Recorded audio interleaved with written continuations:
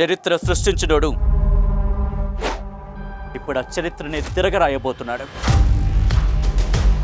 అబద్ధాల గోడల్ని బద్దలు కొట్టి నిజాలను రాగా మీ ముందుంచబోతున్నాడు. నిజమైన వార్తల కోసం వెంటనే డౌన్లోడ్ చేసుకోండి రా యాప్ని. నాకు తెలిసినంత వరకు మనకి కర్నూలు జిల్లాగా ఉన్నప్పుడు సబ్ డివిజన్ ఆదోని ఇప్పటికీ మొన్నటి వరకు రీసెంట్ గా ఏదున్నా కూడా ఆదోనికి వెళ్ళేవారు. నేను కూడా ఈరోజు మా స్కూల్ ఆదోని రావాలని కోరుకుంటున్నాను.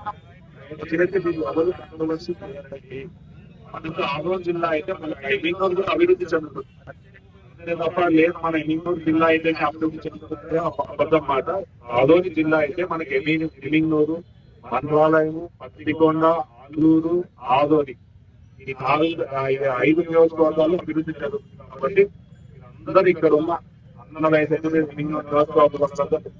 సభ్యులు అయితే అందరూ పేరు అందరికీ ఎమ్మిగనూరు నియోజకవర్గం టోటల్ మండలంలో అందరూ సహకరించాల్సిందిగా ఆదోని జిల్లాని సహకరించాల్సిందిగా కోరుకోవడం జరుగుతుంది.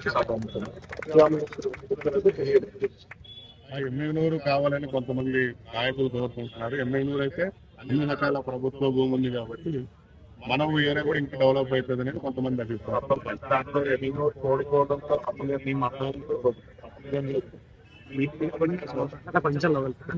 ఇంకొకటి వచ్చి పత్తికొండ వచ్చి మరో నియోజకవర్గాల్లో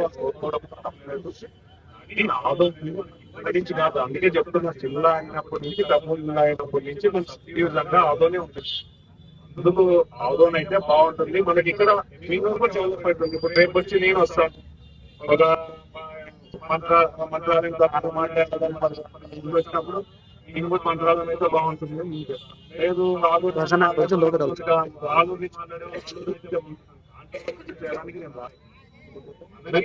అందరికి సెంటర్ అవుతుంది.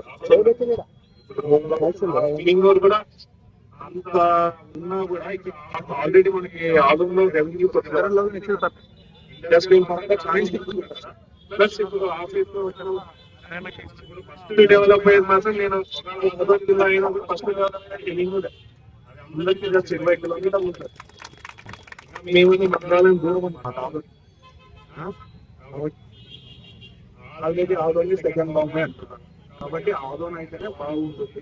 పెద్దలు కూడా ఎవరైతే ఏకీభవించలేదు ఎమ్మిగనూరు అని చెప్పారో వాళ్ళు కూడా లోకల్ టు టౌన్ కదా లోకల్ పడవ. మరిన్ని వీడియోస్ కోసం ఛానల్ ని సబ్స్క్రైబ్ చేయండి. లేటెస్ట్ అప్డేట్స్ కోసం వాట్సాప్ ఛానల్ ని ఫాలో చేయండి. అండ్ లింక్ డిస్క్రిప్షన్ లో ఉంది.